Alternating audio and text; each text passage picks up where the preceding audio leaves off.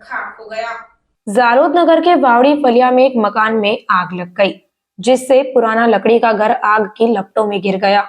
आग पर काबू पाने के लिए हिंदू और मुस्लिम समाज के सभी लोग मिलकर प्रयास करने लगे। आग इतनी भीषण थी कि घर के अंदर का सारा सामान जल गया।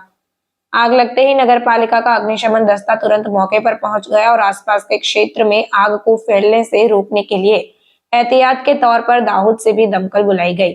आग इतनी भीषण थी कि आग बुझाने में करीब 1.5 घंटा लग गया। इस घर में ब्रह्म समाज के लाल भाई और उनकी बहन रहते थे। गनीमत यह रही कि कोई हताहत नहीं हुआ, लेकिन आग में घर के अंदर रखा घरेलू सामान समेत सारा सामान जलकर खाक हो गया। जब इन भाई बहनों का घर जल गया तो सभी लोग चिंतित हो उठे। जिस स्थान पर आग लगी वहां प्रांतीय अधिकारी, मामलतदार, पुलिस भी मौके पर पहुंची और पूरी घटना को अपने नियंत्रण में लिया। आग को बुझाने के लिए हिंदू और मुस्लिम समुदाय के सभी लोग एकजुट हो गए और आग बुझाने का हर संभव प्रयास किया। जब एक परिवार ने घर में आग लगने के कारण अपना घोंसला खो दिया तो कस्बे में सार्वजनिक मांग उठी कि अधिकारियों को तुरंत उस स्थान का सर्वेक्षण करना चाहिए और सहायता प्रदान करनी चाहिए और एक घर बनाना चाहिए। इस आग के कारण पूरा घर जल गया और इस घर में रहने वाले परिवार को 8 से 10 लाख रुपए का नुकसान हुआ है और परिवार की आर्थिक स्थिति खराब है और जनता की मांग है कि सरकार तुरंत कुछ सरकारी सहायता की घोषणा करे। प्रशांत हसमुखलाल पाठक, રહેવાસી મીઠા ચોક, વાવડી ફળિયા, ઝાલોદ। મારું શોર્ટ સર્કિટના કારણે મારું મકાનને બિલકુલ આગ લાગી ગઈ છે। ટોટલ નુકસાન બધું થઈ ગયેલું છે। તો મારે જે ખાવા પીવાથી લગાવીને બધું એનામાં અનાજ પાણી બધું બળી ગયું છે। તો માનનીય શ્રી ધારાસભ્ય, સંસદ સભ્યને નમ્ર વિનંતી છે કે મને તાત્કાલિક રૂપે સહાય મળે એ રીતની જોગવાઈ થાય, જેથી અમે પહેરેલે કપડે બહારથી નીકળી ગયેલા છે અને ટોટલ નુકસાન અમારા મકાનનું થઈ ગયેલું છે।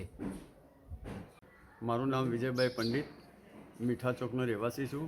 ગઈકાલે રાત્રે અચાનક શોર્ટ સર્કિટના કારણે પ્રશાંતભાઈ હસમુખભાઈ પાઠકનો ઘરે આગ લાગી ગઈ હતી અને આગમાં તેમની ઘર વખરી તેમજ તેમનો માલ સામાન તેમજ તેમના કિંમતી દરેક ઘરેણાં અને બધું બળીને ભસ્મ થઈ ગયું છે। આજે તેમની પાસે નથી રહેવા માટે ઘર, નથી એમને પહેરવા માટે કપડાં, નથી ખાવા માટે અનાજ। આ વિપરીત પરિસ્થિતિનો તેઓ સામનો કરીને આજે પર આંગણે બેસેલા છે।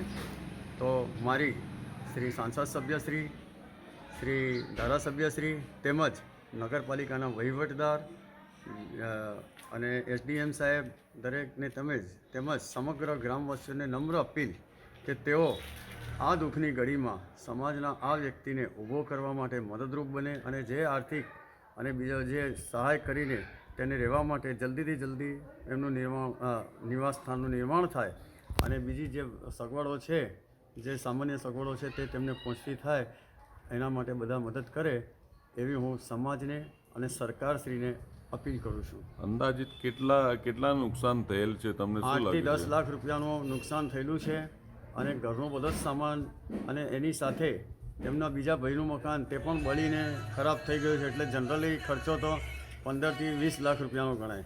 2 મકાનો બળી ગયા છે। તો એના માટે સરકારે જલ્દીથી જલ્દી ડિઝાસ્ટર મેનેજમેન્ટમાંથી પણ કંઈક લાભ આપવો જોઈએ અને જેમ પણ તેમ જલ્દીથી જલ્દી સહાય આપીએ તો તેઓ પોતાના જીવન નિર્વાહ કરી શકે।